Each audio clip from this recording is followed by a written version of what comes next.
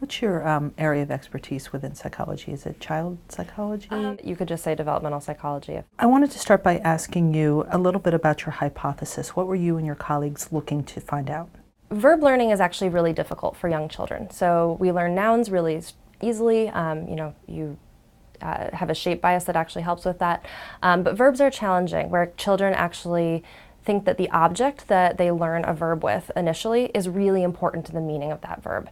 So if I taught you the word ratching, let's say, with a particular object, and then I showed you that object moving in a totally different way, an adult would know that you're no longer watching ratching. But a young child actually would think that, oh yes, that's ratching too, because the object is the same one that they learned ratching with. And so there are a number of ways to approach helping children generalize verbs. And what we were interested in looking at was whether or not we could use gesture as a tool to help children generalize away from their object bias that they might have. And so what we thought might happen, we know that gesture is a really powerful tool for helping young children learn. That's been shown in a lot of domains, so we know that it's important for language learning, for math learning, that it's kind of along the lifespan important. And one of the things that we thought was particularly useful about gesture with verb learning is that gestures aren't performed on objects. So a gesture can show how you would do an action. So you could show how you twist an object without actually twisting it. And so what we thought might happen is that the gesture itself would help the child separate the action that's important for the verb from the object, which is not so important for a verb. What did you and your team do to observe this? What we did is we had 4- and 5-year-old children do a short study, and they learned different novel verbs like ratching or yawking. So we don't use real verbs because 4- and 5-year-olds are probably going to know what it means to twist something, right? So instead we use these novel verbs like ratching because they have the ing ending, so kids understand that they're verbs, but they're not verbs that they already know, which means that children all come into the lab without knowing any of the words that we teach them. And then half of the children, we taught the words through actions on objects. So they would actually take a novel object and we'd show them a twisting motion, let's say, on that object and say, this is ratching. And we'd have them actually act on that object and show us do ratching while saying the word ratching so that they could learn the word. The other children that came in, we had them learn through gesture. So we still had the object there, but instead of actually touching the object and actually twisting it, they might just show the twisting motion near the object, but not actually on the object. And so we then asked, after we'd done this training session where children were learning these words, we asked, can they actually generalize their knowledge away from the trained objects? And so we did a what we call an alternative forced choice test, where we showed kids 2 videos on either side of a screen, and we had them point to which one showed ratching. And we made it really tricky for the kids. So we showed them one of the videos had that object that they had learned with, but a different action on it. And the other video had the action of ratching, let's say, but on a totally new object. So if you're a child who has learned that the object is really important for the verb, which is incorrect, you're going to pick the option that shows the object you learned with. If you've been able to generalize away from that initial learning experience, you're going to pick the correct answer, right? The correct action on a new object. And what we found is that the children who learned through gesture were significantly more likely to choose that correct option compared to that incorrect option, whereas the children who learned through action kind of got stuck, and they picked the object match instead of the actual action match. How much higher was the percentage of kids who learned when they had that gesture? I believe it was about 10% higher.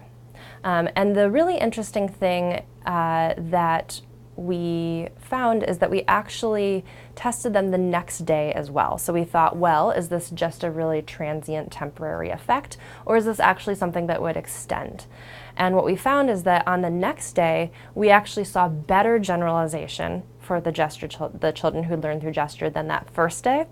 And the action kids, we saw that they continued to get stuck on that object match.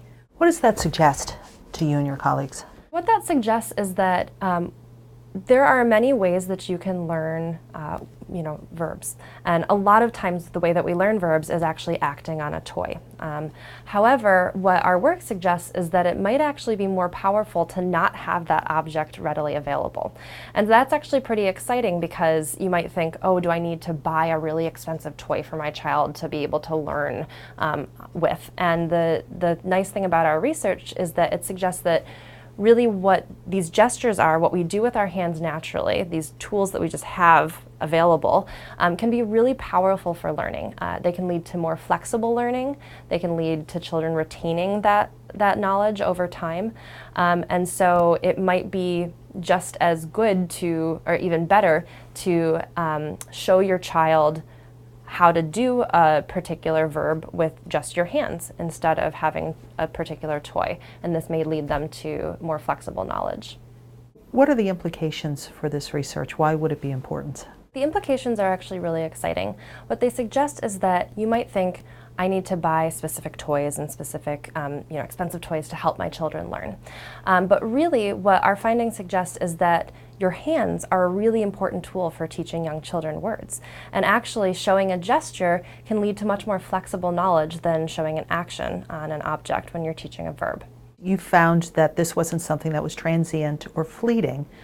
This is knowledge that stuck with the kids for a few days. Can you speak to that a little bit? We came back and tested the children a second day to see whether or not they could generalize differently than they had the first day. And what we find is that the children who learn through gesture show even better ability to generalize that second day than the first day. And they're about 30% higher in terms of their ability to generalize than the children who learned through action. So it really is a large difference, and it's something that persists across time. It doesn't seem like this is something that takes a long time for a parent to do, to teach a child. No, not at all. So we taught children 4 verbs in about a 30-minute session. Really we continued to ask children, or we continued the training session until children could show that they knew those verbs with the objects that they were originally learned with before we actually went into our generalization segment. But yeah, it took about half an hour, maybe even less, I would say 20 minutes to teach 4 different words. What are some tips for parents when they're at home working with their kids or playing with their kids? We often think that our words are what are most important for children when we learn. And certainly spoken language is definitely an important way that children take in information. But my research and a lot of other research actually shows that what we do with our hands matters a lot for learning. So actually showing a child what you're talking about is going to be useful. So pointing is useful, but also these more representational gestures that we're describing. So actually showing, oh, this is twisting, or here I'm hammering. Being able to actually show a child with your gestures what your words mean. It helps make our words less ambiguous to a child because your actions and your gestures are very much more concrete for them. Is there anything I didn't ask you that you would want to make sure that people know? I would also say that not only is it important for parents to gesture and use their hands with their child, but also to encourage children to gesture. So children, when they gesture, are showing what they know. And so you can actually see children's knowledge almost appear in their hands sometimes before they appear in spoken language. And I would say that if children are encouraged to feel that they can move around the world and use their hands, that's something that would be important. Because often we think, oh, children should be sitting still and quiet, and that I think is maybe a mistake.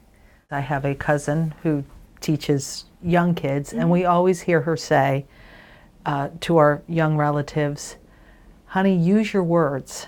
If they're pointing at something, use your words. Is there a place for both?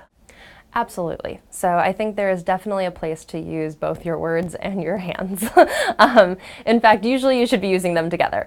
I would say that often parents might not even realize that they're gesturing, but most of us do it. So a lot of parents are already naturally using these tools. What our research did was just manipulate it specifically to see if we all use this tool, how well does it actually work? So yeah, I would say that your words are definitely important. Don't stop talking to your children, but being able to illustrate what you mean with your hands as well is going to help. If you could tell me where you got your undergraduate degree, master's degree, and advanced degree? Yep, so I got my undergraduate degree at Kalamazoo College in Michigan. I was a psychology and music double major. And then I got my PhD at Indiana University in Bloomington in developmental cognitive neuroscience in the Department of Psychological and Brain Sciences. Okay. And then postdoctoral research was at University of Chicago.